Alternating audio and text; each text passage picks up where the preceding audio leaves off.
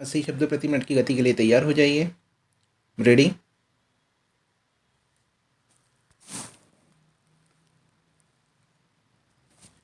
संक्षेप में अभियोजन कथानक के अनुसार अक्टूबर 92 के सप्ताह के आखिरी सप्ताह में मार्गदर्शक मंडल ने 6 दिसंबर 1992 को अयोध्या में राम जन्मभूमि परिसर में कार्य सेवा की तिथि घोषित की थी। इस घोषणा के परिणाम स्वरूप अयोध्या में नवंबर के अंतिम सप्ताह में कार्य सेवकों का धीरे धीरे आना शुरू हो गया और 6 दिसंबर 1992 तक लाखों की संख्या में कार सेवक अयोध्या पहुंच चुके थे। इन लोगों के रहने व खाने का प्रबंध विश्व हिंदू परिषद व बजरंग दल की ओर से किया जा रहा था। अयोध्या फैजाबाद जिले का एक हिस्सा है। 6 दिसंबर 1992 को पूर्व से ही राम जन्म भूमि बाबरी मस्जिद विवादित ढांचा की सुरक्षा के लिए आइसोलेशन कार्जेन तथा इनर कार्डेन की व्यवस्था थी। गर्भगृह की व्यवस्था CRPF देख रही थी तथा उस मंदिर के बाहर भी चारों तरफ की व्यवस्था PAC तथा लोकल पुलिस के अधीन थी। ढांचा की सुरक्षा की व्यवस्था CRPF के जिम्मे थी।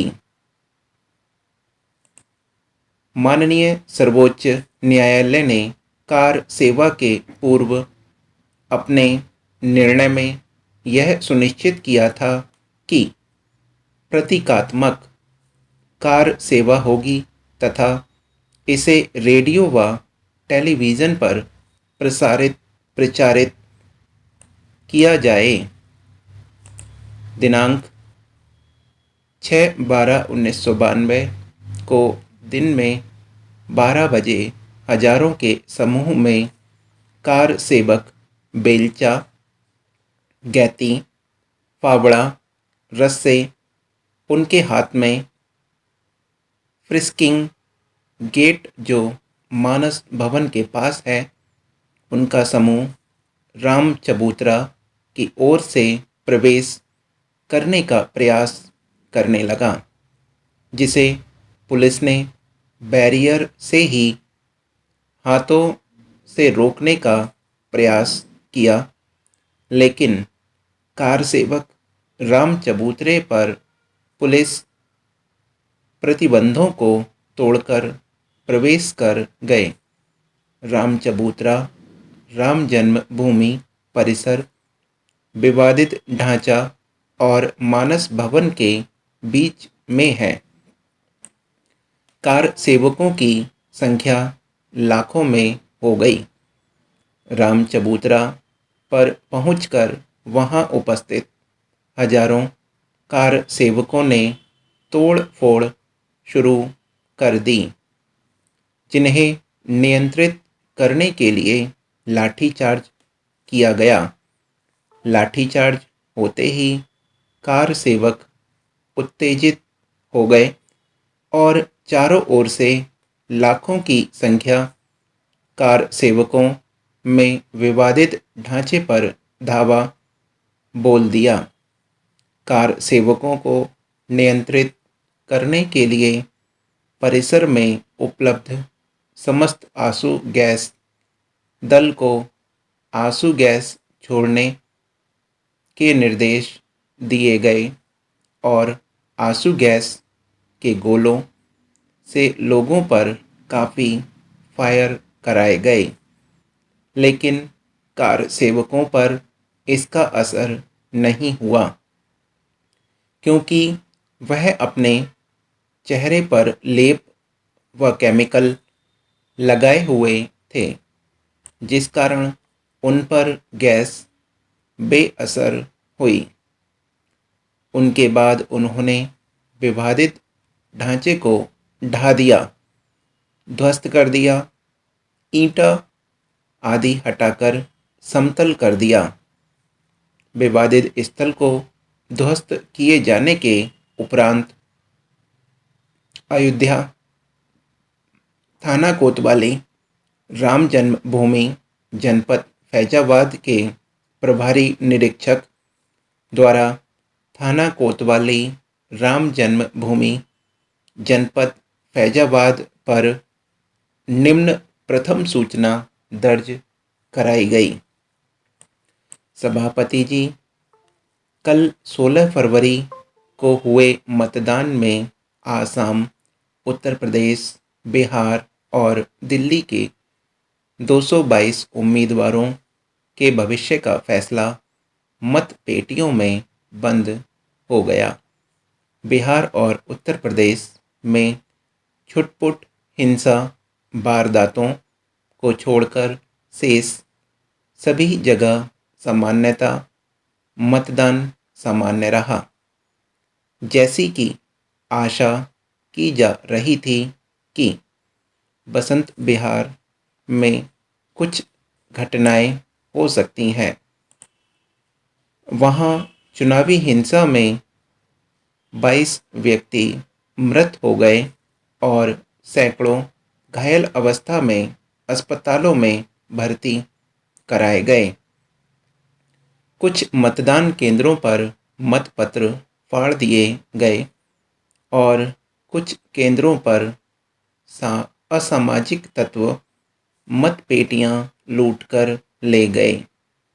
इन मतदान केंद्रों पर निर्वाचन आयोग ने पुनः मतदान का फैसला लिया और संभवतः 22 फरवरी को वहां पुनः मतदान होगा।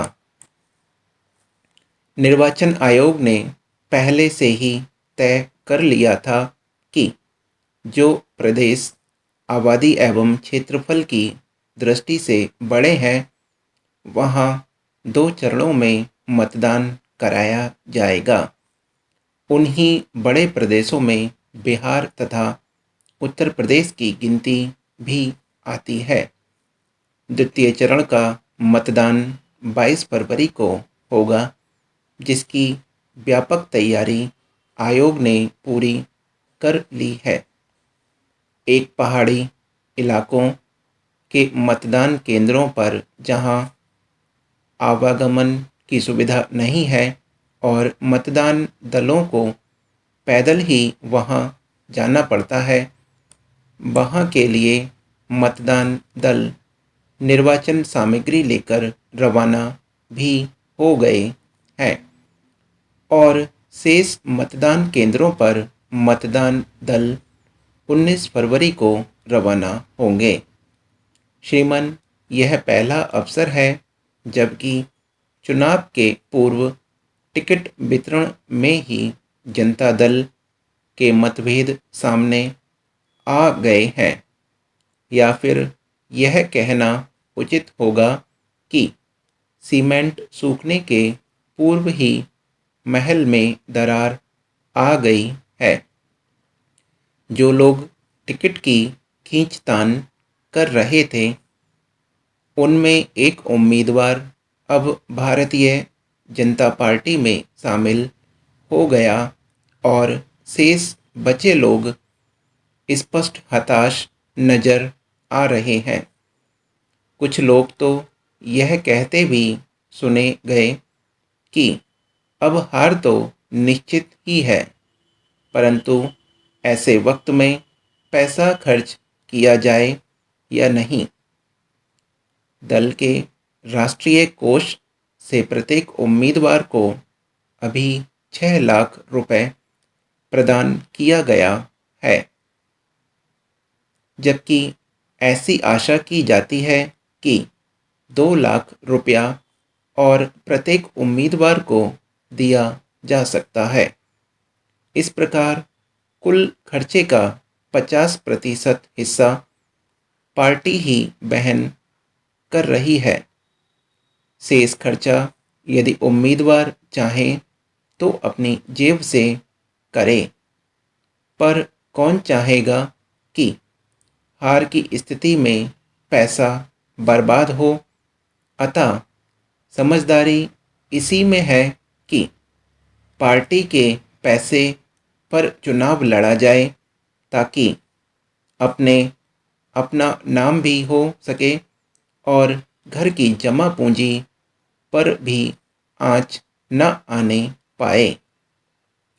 रही बात पार्टी की, तो विभाजन के वक्त ही तय हो गया था कि पार्टी सर्वनाश की दिशा में अग्रसर हो रही है और पार्टी के नेता इसको बचाने में पूर्णतया असफल हो गए हैं। इसे कई बार तोड़ा गया और हर बार इसका पुनः निर्माण हुआ। मंदिर के गुम्बद सोने से सजाए हुए हैं। अमृतसर स्थित स्वर्ण मंदिर को हरमंदिर साहिब या दरबार साहिब के नाम से भी जाना जाता है। यह सिखों का प्रमुख धार्मिक केंद्र है। यह पवित्र मंदिर का निर्माण कार्य गुरु अर्जुन देव जी की देखरेख में पूर्ण हुआ था। भारत में स्वतंत्रता दिवस 15 अगस्त को मनाया जाता है। 15 अगस्त 1947 को भारत ने ब्रिटिश साम्राज्य से मुक्त होकर स्वतंत्रता प्राप्त की थी।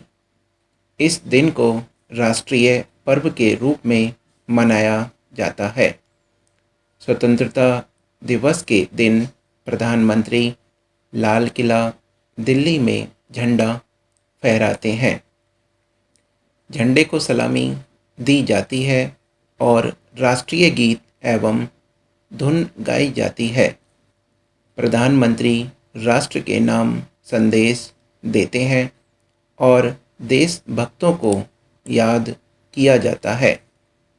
देश के सभी राज्यों की राजधानियों में झंडारोहण एवं सांस्कृतिक कार्यक्रमों का आयोजन किया जाता है।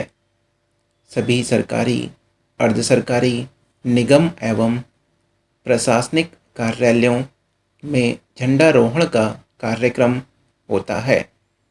शीत ऋतु का आगमन वर्षा ऋतु के पश्चात होता है।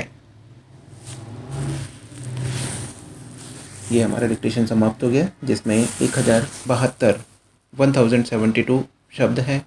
आप इसका लिप्यंतरण कर सकते हैं, चाहे तो पोर्टल पर टाइप करके देख सकते हैं। 80 शब्द प्रति मिनट की